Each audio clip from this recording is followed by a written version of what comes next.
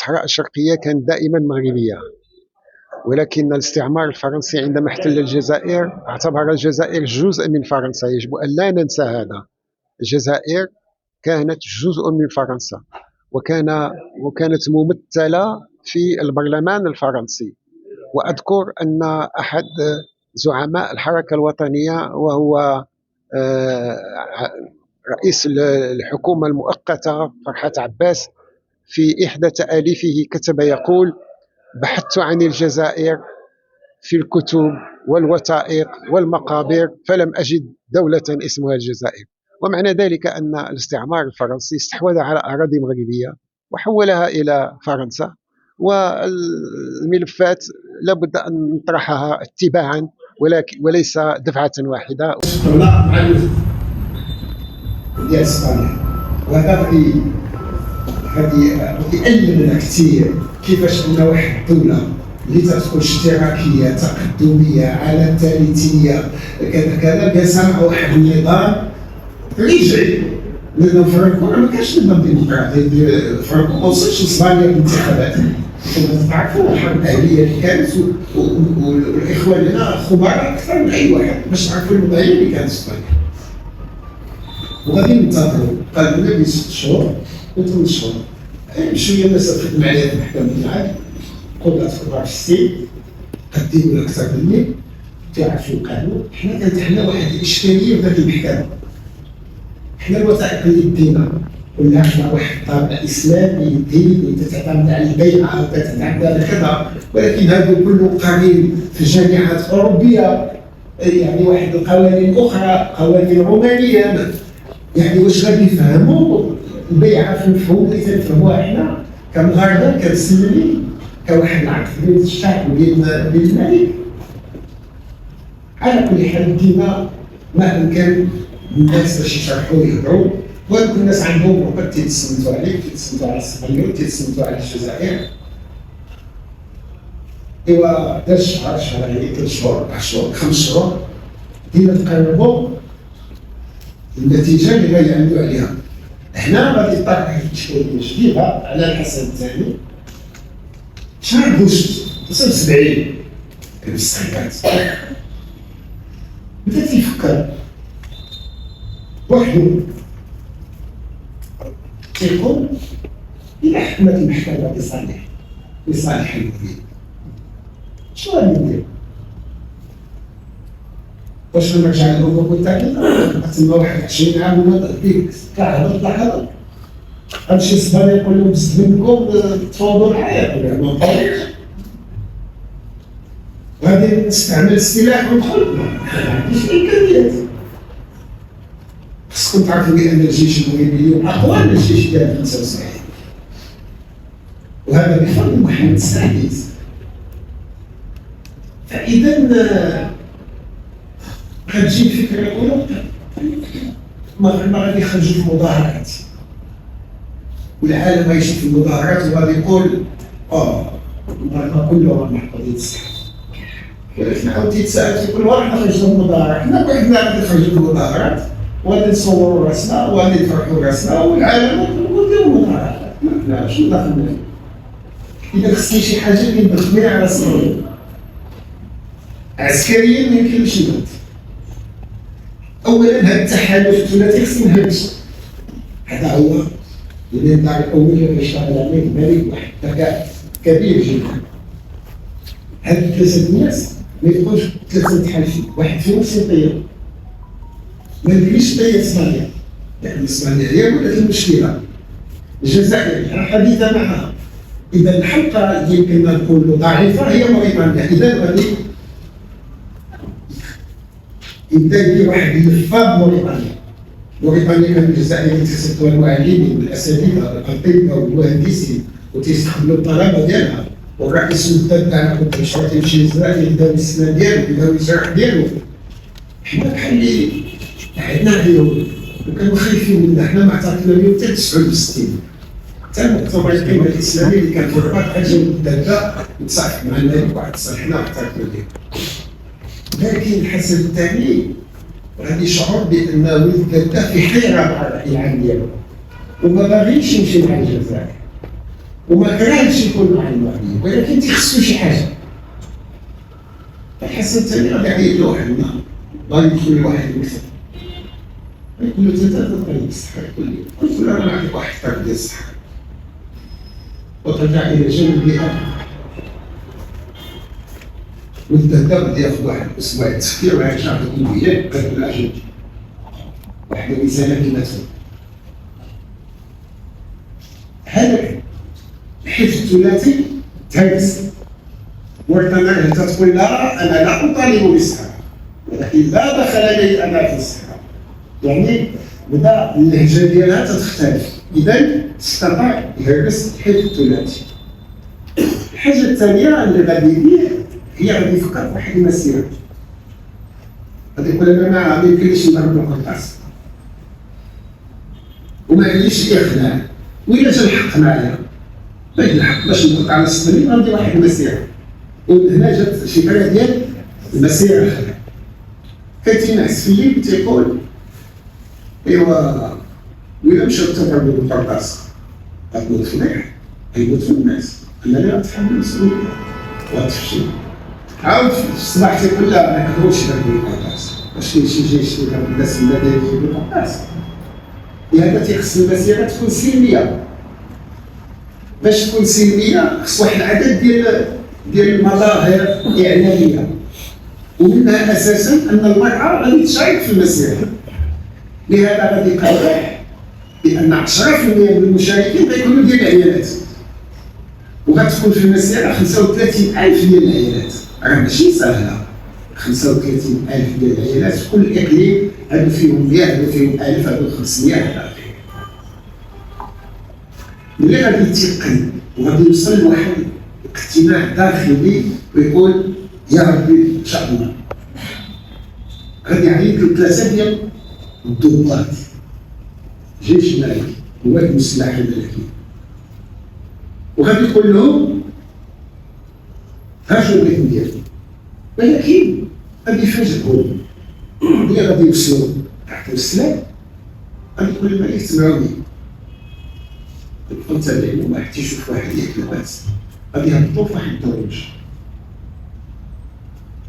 غادي يتخلعوا يدخلوا واحد البيت لا كان هذاك البيت وجدوه هو دار فيه واحد الامكانيات باش يمكنلك تستنط عليه شنو تيكون في قلب ذاك البيت.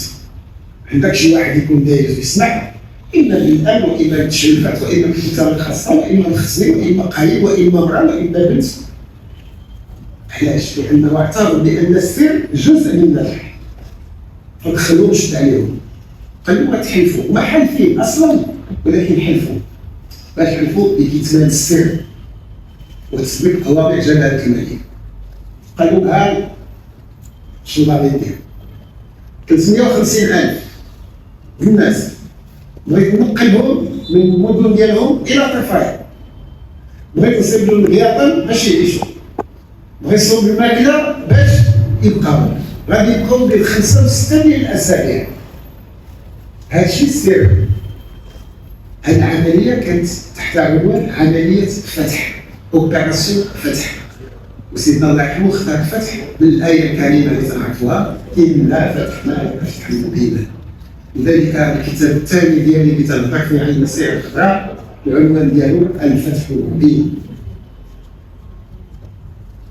السريه اذا خرجوا مشاو تيخدموا، انا خصني ندير الحسابات كيفاش غادي يتهزوا هاد الناس، كيفاش غادي ياكلوا، كيفاش غادي يشربوا، كيفاش كذا كيفاش كذا. من بعد واحد الاسبوعين كان تيجيو عندهم تيدخلوا دائما لذاك المحل. وانا كاين بعض الاصدقاء ديالي اللي كانوا في التشريفات تيقول لي والله معاك الام تيهبطوا معاه تقول لك هذا شي حاجه ما عرفتيش. غادي يكون شهر رمضان، غادي يعين وزير الداخليه، غادي يعين العمال وغادي لهم كاين اجتماع غادي في وزاره الداخليه. ديك الساعه كان الحليب قليل، دابا شي سيكون الحليب تيعطيه الكل يسري بحال اللي ما شنو بحال تيبان الحشيش هو الحليب وما فيش هكا طلعت كذا. اذا الاجتماع كان مبرر، الناس غادي تهضر كيفاش تعالج هذا النقص وهذه المشاكل. في الليل غيديهم بما ان فرنا لدارو باش يفطروا، بعد يدخلوا شاي يقول لهم الى 3 السلام. ملي يفطروا وقضوا طلعوا في الكلام، الناس شات في المرسيدس ولا شات في كذا، طلعوا في الكيران ياك نسافروا واش كاين، طلعوا في الكيران ما عرفتش شنو. هنا بدات واحد النوع من الرهبه فهاد العباد تيعاودوا بهاد الاستقلال ديالي. طلع عندهم شي واحد قال لهم غنمشيو عند سيدنا، قال لهم غنمشيو عند سيدنا يعني تقريبا نصف وسط. عندك يكون التغيير، عندك يكون الناس ديالهم بحالكم، عندك يبدلوا اللي في فاس عندك يمشي يصيفط المزازات، اللي في طنجة عندك يمشي يصيفط التنبيه، يعني بدا كل واحد تيفكر في المصير ديالو في المصلحة. دخل واحد البيت خاص معمول الملك والدبار ولا أحد معه، حتى الحكومة ما فراساش أخبار، حتى المستشارين ديالو ما فراسهمش أخبار. وغادي يخطب عليهم، غادي يوقفوا يحلفوا، وغادي يخطب عليهم هو يقول له باش كاين باش كاين، وغادي يجيو باطل يقول له ها كل عام شنو خصني ندير الاحصاء ديال المخبزات، شحال يمكن تصنع ديال الخبز، ديال شحال كاين امكانيات اللي صالح واللي ما صالحش، الا ما عندكمش امكانيات ديالو خصكم تصلحوه، شحال تيخص ديال الضيافه مع الشيخ. اذا بدا التفصيل، بدا الاستعداد، انطلقوا ومشاو. انا تيقول لي ملي خرجنا من عنده تا واحد ما بغا يهضر مع الاخر، لان قال له ردوا بالكم هذا السر وانا عاد تنصنت عليكم الحمار من تحت المراقبه. اذا مشاو تيخدموا. من بعد واحد اسبوع 10 ايام غيدير مجلس وزاري. شوف المراحل اللي تيقطعها للاعداد. هنا ما بقاش الشك، ما بقاش غتدخل ولا ما تدخلش، صافي قرار اتخذ. اذا غادي يقول الملك الحكومه غادي تجتمع، غادي يجمعوا في واحد البيت لاول مره اجتمعت فيه الحكومه. غتسال الحكومه علاش جبنا لهذا البيت ما عمرنا ما كنا فيه. وهذيك الغرفه غتسمى غرفه المسيره الخضراء الى يومنا هذا. علاش؟ لانها كانت محاطه ما يتصنتوش شنو غادي يقول الملك الموزع ديالو. باختصار غادي يقول لهم انا عندي واحد المسيره وكيفاش خطوط عريضه بلا ما يدخل في التفاصيل، وغادي يقول لهم انا اللي بغى يمشي معايا باركو صعيب، واللي ما بغاش يمشي معايا يحترم القسم اللي عديتي له ولا انت موقفوا قدام القسم. وخرجنا كان واحد الشجر كبير ديال الشاش كانوا تيشوفوا كل قهوه النظاره وجا عنده قال لهم امرا ناض الوزير الاول اللي كان واسع من العاصمه وقالوا حنا جلاله الملك معاك ونحن كذا ونحن كذا. فاذا توسعت عليهم الادوار باش تاهما يبداو يخدموا. وهكذا دخلت الحكومه على الخط. وزير الصحه، وزير النقل، وزير الداخليه، وزير الشيبوعيه، وزير الاوقاف. لان كل اقليم خص يكون فيه عالم ولا جوج وامام وخطيب وطبيب ولا جوج وسيارة إسعاف وجوج من 3 ديال الممرضين وجوج من 3 الشرطة وقايد وشيخ وشي جويق باش الناس ديال الاحتفال وهكذا. مشاو للشرطة. لحد الآن حتى واحد ما صايب خبار، حتى واحد ما عرف شي حاجة تتوجد. حنا ملي تنرجعوا الآن للمرقيات اللي كانت السفارات امريكا وفرنسا واسبانيا تيصيفطوا هاد بلادهم، واللي استطعنا الان بعد مرور هذا الوقت كنطالعوا عليها، ولا واحد قال راه المغرب تيوجد مسيره. هذا تيعكس القوه كبيره ديال السر اللي حافظوا عليه الناس. وجوج الاحزاب السياسيه كبيره، حزب الاستقلال، حزب الاتحاد الشرعي، القوه الشعبيه. ما كانوش في الحكومه، كانوا في المعارضه. هذه احزاب وطنيه اللي تيترأسوا على ناس وطنيين. واش غادي يكون هذا ولا ما يكون هذاش؟ هذه إشكالية أخرى. فغادي فمشيت أنا عند السي محمد مصطفى الله يرحمه، عندي واحد الاحترام خاص السي محمد مصطفى. قلت له السي محمد أنت حضرتي في القطار ديال المسيرة الخضراء، واش عاد سمعتي المسيرة ولا كتبقى تخبر؟ قال لي لا كتبقى تخبر. الله أكبر. شكون اللي قال لك؟ أنا ندير واحد النهار في اللي جالس عليه ولا يحمل العراقي وزير الخارجية وقال لي بالضبط تمشي للقصر عشان 10 الصباح يستقبل السيده. قال انا حسيت بديت على واحد الامور ماشي تاع السيده. قال لي انا تنزل من الطوموبيل واحد الطوموبيل وقفت قدامي لا يلزمنا شكون عندها رحيم وعديد. دخلنا للقصر سولنا الملك اللي يستقبلنا. قال اجي حنا تنهضروا ماشي لينا تنهضر بلا واحد الدروج. عقلتي على داك الدروج اللي قلت لك عليه بالضبط الدروج. قال لي استاذ تشوف في بالي تقول لي لا باس شنو طرا عندك ماشي في شي حاجه ماشي هي عندك إنا قد دخلنا البيت باش بالسالوت قال سنا تطيرها قال هاكم نديرو القسم شفت الجيب ديال واحد جوج كرتونه صغيره كاتبها بخط يديه هو شي عطيت شي واحد يكتبها يطالع عليها كتبها بخط يديه وموقعها قال لي انت وانت قرا اقسم بالله العظيم حط على السير قالوا باش نكاين واش نكاين اذا كان في راسه الخبر ولكن في راسه الخبر 3 ايام 4 ايام قبل. اذا الامور واجبه شنو بغا تنعينوا شنو غتكون المحكمه.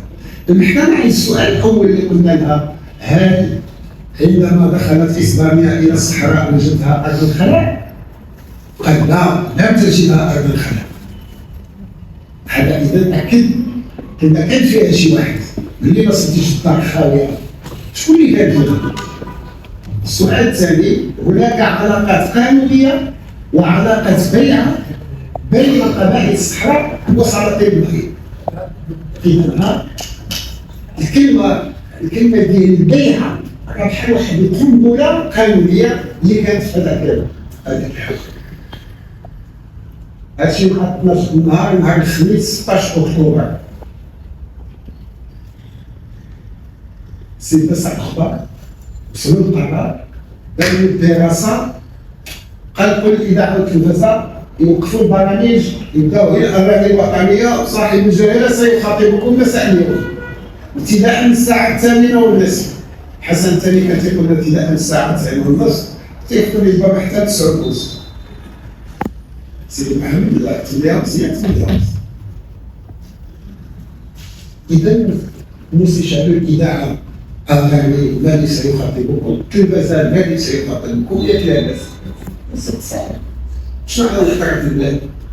في الحين 16 اكتوبر 1975 في مدينه مراكش في 8:30 بالضبط هذه المره غادي يجي حسن الثاني وغادي يقول غادي نطلبوا مسيره الخطاب. عاش بقات المحكمه الان عندنا الحق والبيعه هي واحد الحاجه في عنق السلاطين وفي عنق الناس وحنا من حقنا نمشيو عند الناس ديالنا ومن حقهم يجيو عندنا وباش نمشيو لعندهم غنديروا 350,000.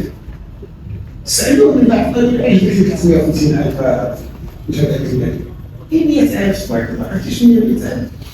عرفتي الناس اللي كيخرجوا للتطوان باش يمشيو للطاكفه يعطينا بواحد 500 كيلومتر في الطرقات ديال ذاك الزمان في الكاميويات ديال ذاك الزمان في الترانات ديال ذاك الزمان لان الناس يتوصلوا تما يومين ولا سنين يعني العيان ديال الرحله وخصك تضمن لهم الطريق وتضمن لهم يمشيو بانتظام وما تكون حوادث السير وما تكون كذا. سمح لي كل ذاك الليله غادي مفاجاه كأن المغاربه كانوا تيعينوا شي حاجه اللي تعاود توحدهم ونعاود نشطهم سياسيا ووطنيا. لكن ديك الساعه وزير الاعلام في النزاهه الوحيديه تبع الخطاب المكسب ديالو بحال الناس ما فهمش. بداو تيعيطوا لي مراسلين تيقول لك اودي مظاهره في الزنقه باش نصوروا هذيك الساعه لا يتصور المظاهره شي حاجه ماشي الان عندنا خربات يوميا مظاهره ماشي مظاهره عندنا شارع محمد الخامس في بروغرام من 10 ل 12 مظاهرات التعليم من 12 ل 2 مظاهرات الصحه وهكذا يعني مظاهرات واحد البلد ديمقراطيه هادشي عادي.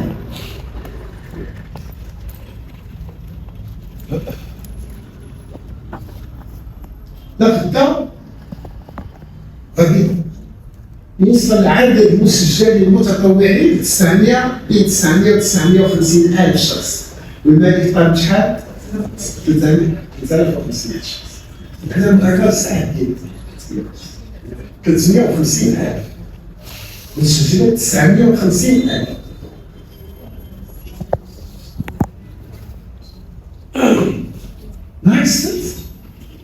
كيوقع المكالمه اللي غتقول لي جلاله الملك تيكون تنزل مراكش. انا كنت في الرباط الاخبار ديالي في الرباط العاديه تمشي لمراكش. في مراكش كانت واحد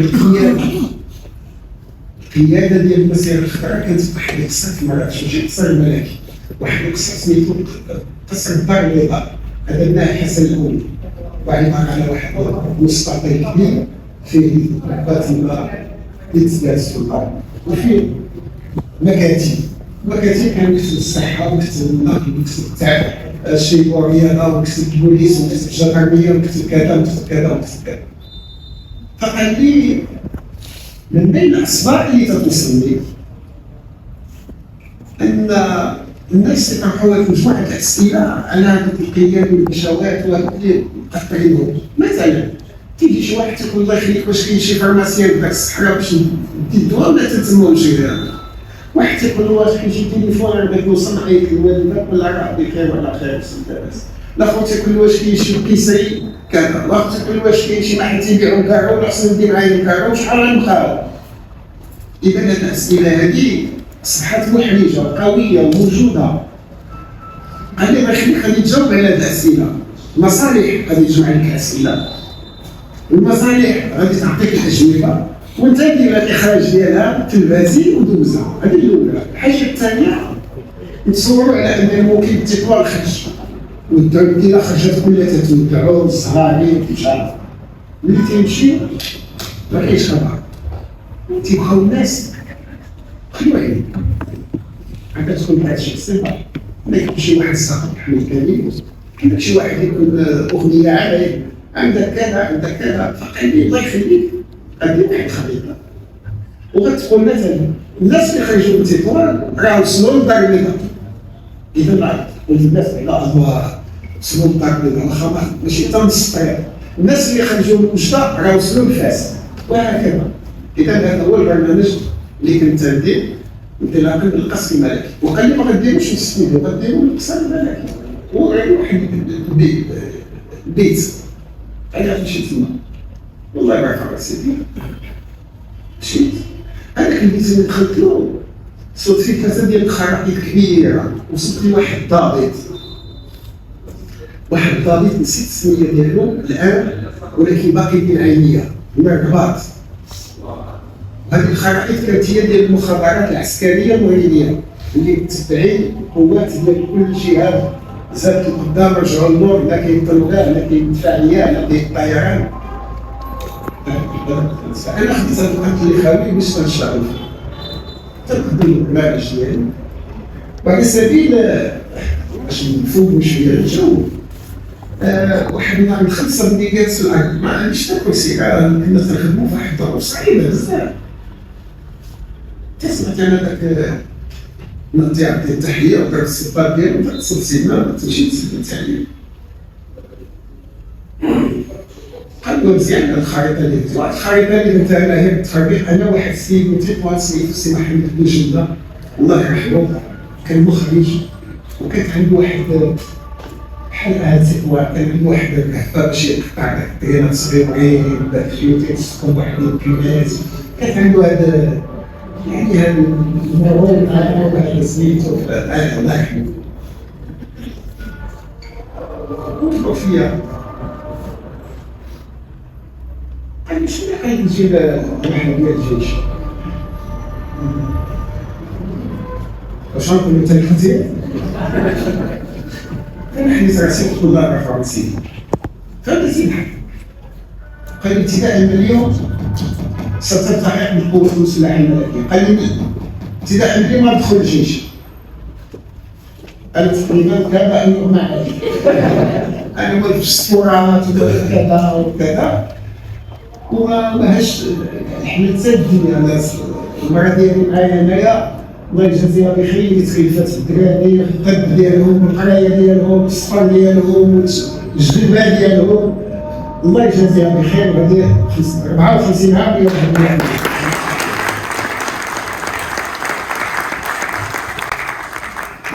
فانا قلت له راه سيدي. قال لي جا شي واحد من اللور قال لي انا سيدي نعينو كابيتان. جا سيدنا قال لا، انا تنعينو الكوماندار. فانا الناحيه القانونيه تتعرف الناحيه القانونيه الكلام ديال الملك راه قانون، راه ظاهر، راه قرار. انا يعني كوماندار في الجيش من 75 خصهم دابا ياخذوا لي كوماندار، وهذه 50 عام طلع غير جنرال.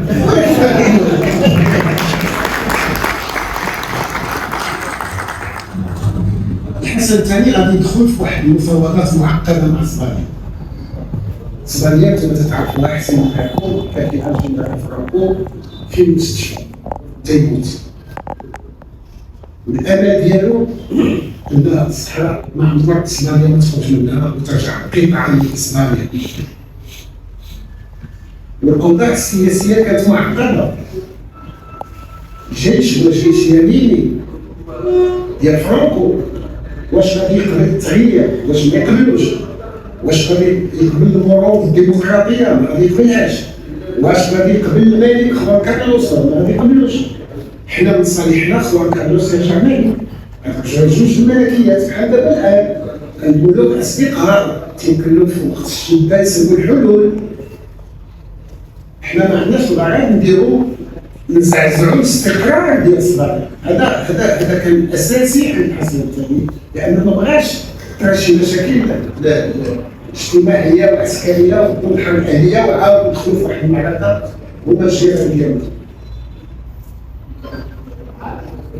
اذا هاد المفاوضات غادي يبدو من الجماهير ديال المغرب هي ماشيه تتوصل. اللي توصل تصير النظام موجود. كل اقليم كان عنده واحد مربع مصور يلا بالجير ديالو، في تقريبا حسب الاقاليم من كيلومتر على كيلومتر الى 3 كيلومتر على 3 كيلومتر. ملي تيجي الاقليم تاخذ دائما الاقليم تيكوار، غادي يقول له مثلا انت في مربع 32 لان عندك كذا غادي يمشي ويدخل الكابينات ويدخلوا الناس وغيكون بياتهم ديالهم وغيديروا بحال بلادهم بحال تيكوار تما، لان عندهم القائد ديالهم، عندهم البوليس ديالهم، وعندهم الفكر ديالهم، وعندهم المنشطين الرياضيين غادي يديروا لهم مقابلات وكذا وكذا، وهكذا فات وهكذا تيفت وهكذا وهكذا. اذا كان تنظيم محكم. ثم اضافه الى هذا غادي يكون واحد الشيء يمكن نقول له خارق للعاده، واللي اليوم يدرس في عدد من المدارس العسكريه في واحد العدد ديال الدول منها اسبانيا،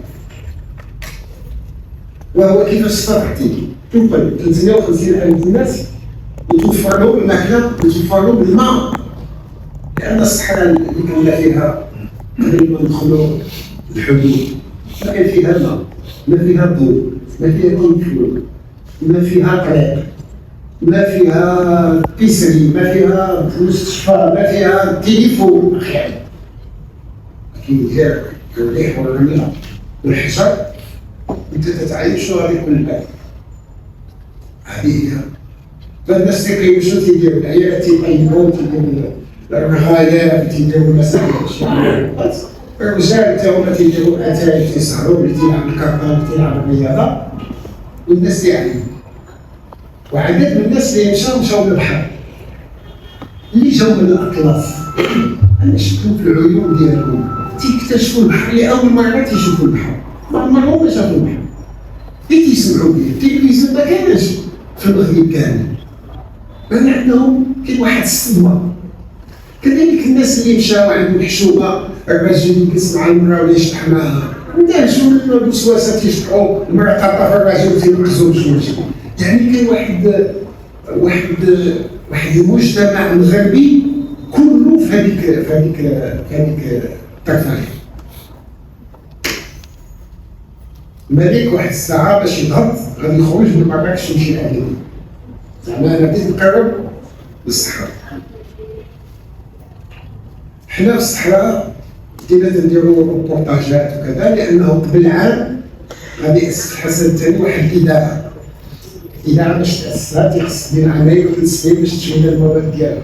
هو عطانا اسبوعين تكون الاذاعه خدامه، وكانت الاذاعه خدامه، وخلال 3 شهور من المسيره قال خصكم ديروا تلفزيون، ودرنا تلفزيون 3 الاسابيع، وكنا في واحد الدنيا صغيرين تحت حراسه الجيش، لان اعتبرها كواحد القوه كبيره بها تنهضروا مع الناس، لان الاذاعه الجزائريه كانت تسمع بزاف، والناس شكاو عليه قالوا لنا سيدي الاذاعه ديالنا ما تسمعوهاش، لهذا دار اذاعه ودار تلفزيون. يوم 4 نوفمبر بدات الهضره تدور على انه قرب الدخول.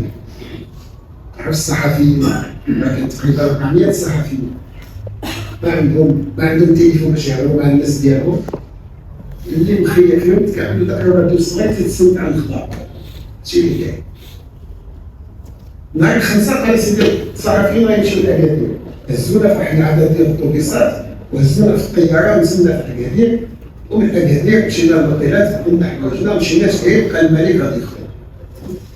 وهنا بدات التكهنات، طبيعة الحال الصحفيين غيديروا تكهنات يقولوا شنو غادي يقول واش غادي يقول كذا، كاين اللي تيقول لك دير هاد الطريق الميريكان، كاين تيقول راس مال ما كايناش كاين كذا. دخلنا قاعة البلدية بحال هادي ديال أكادير، ولكن كبر من هادي تكون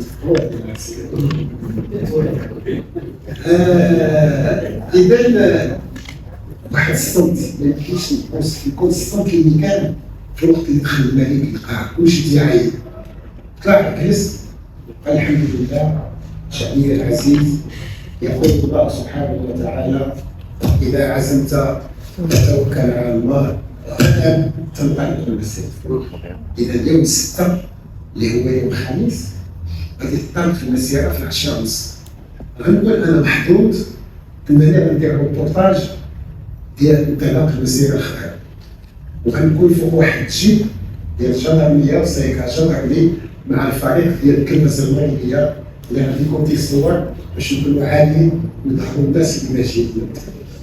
وهناك انا تنعرف بعدا هي حتى وحده ما تفكر هذاك الوضع، لان كنت صغار حتى وحده ما عندها 59 عام في القهوه. رجالي وخليني نسمع.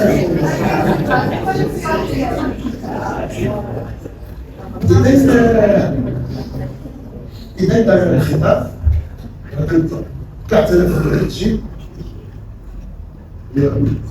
بديت نشوف ما يمكنكمش تصور ديال تصور 10,000 الناس ماشيين بالأعلام بالمصاحف بالصور وتيغوتوا شي تيقول الله أكبر، شي تيقول الله صلى عليك على رسول الله، شي تيقول لا إله إلا الله، شي تيقول كذا. السيارة ديال الجندرمية اللي كتسوق لنا من فريق التلفزة هي أول سيارة رسمية مدنية تخرج من عند الصحراء، وهذا في اعتزاز وسائل الإعلام الصحفية بالمعنى لأن تتمثل الصحافة المغربية. دور ديما غاديين ويدخلوا كاين ناس 200 نمر. هذا يوم الخميس. يوم الجمعة دارت واحد الصلاة كبيرة، صلاة الجمعة كانت فوقها عند الصحراء، وكانت فيها الآذان وكان فيها الخطيب كانوا فوق الكاميرات وكان ذاك الميكروفون اللي تيهضروا باش يخطبوا، وزدنا تقريبا 20-22 كيلومتر. راه 20-22 كيلومتر اللي هاز خنشة، اللي هاز الماء، اللي هاز كذا، اللي هاز كذا، كاين اللي صغير وكاين اللي كبير. انت غادي على واحد عند كل حجر يعني 20 كيلومتر كاينها تقريبا 6 ساعات.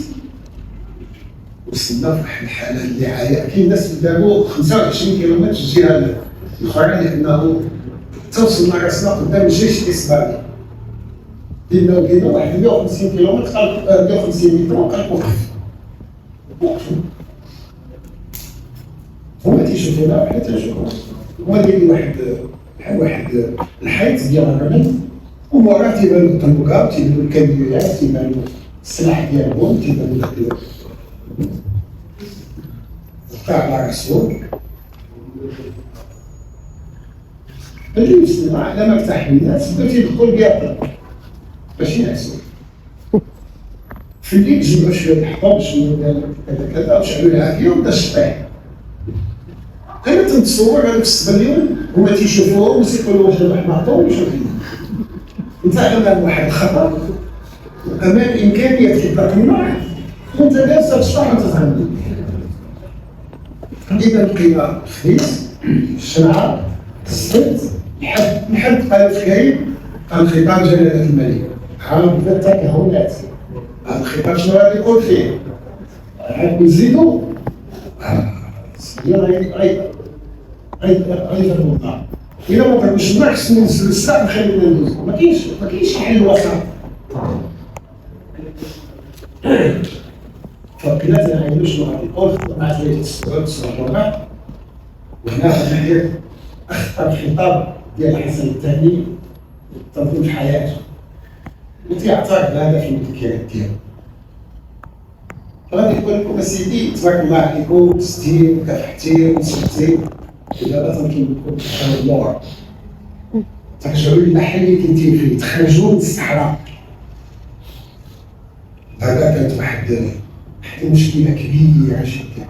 كان كنسمع هاد الايام كيقول كاين ناس تبكي وناس تخوت وناس طايحه في الارض ما بغاش ينطقوا على سيدنا ما يمكنش والله ما نخرج ما نخرجش. الناس ما فهماتش دخلت 4 ايام وهي جالسه وهي مستعده تفيض على هذوك الجنود تجي تقول لها ترجع. انا تنحكي واحد عدد الحاجات نحكي لكم وحده منها والله محدوده ماشي حكيتها لبنات المدينه اخر. انا كنت في ديك الساعه تابعت في التلفزيون جاني واحد السيد من الرشيديه راجل شي بالي بحالي دابا و ما كنسمع شنو كان باين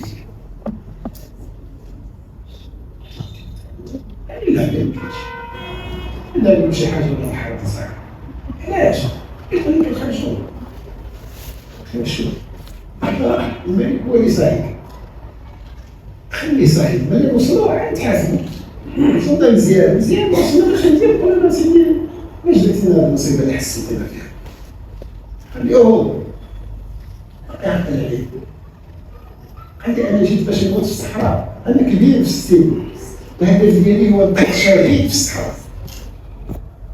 وكان في واحد السلام رمادي باقي عقل عليه وهزو وجبد وقال لي هكا كنديرو ثوب بيض فيه داك الزعفران وداكشي قال لي نجيب هنا هادو من المغاربه اللي دافعوا على الصحراء والمغاربه اللي يبغوا يموتوا من اجل الصحراء. واش عرفتش هناك زعما بعد يومين غادي يقولوا لي غتمشي لمدريد ما نحكيلكمش انا الطرق باش نوصل انا لمراكش ونوصل للدار البيضاء وباش نعيط لمدام ولا ديري الشنطه وديري الباسبور والمشاكل كلها. مشيت لمدريد وفي مدريد كانت المفاوضات يوم 12 13 يوم 14 كان توقيع اسبانيا تنسحب من الصحراء وتعطي السلام.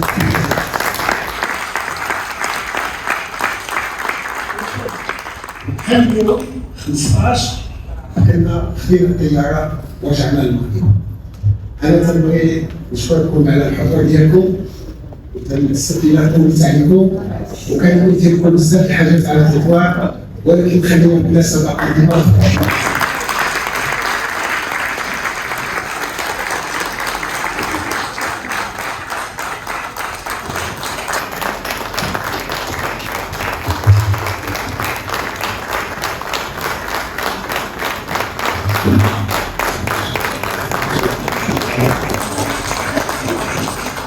Ini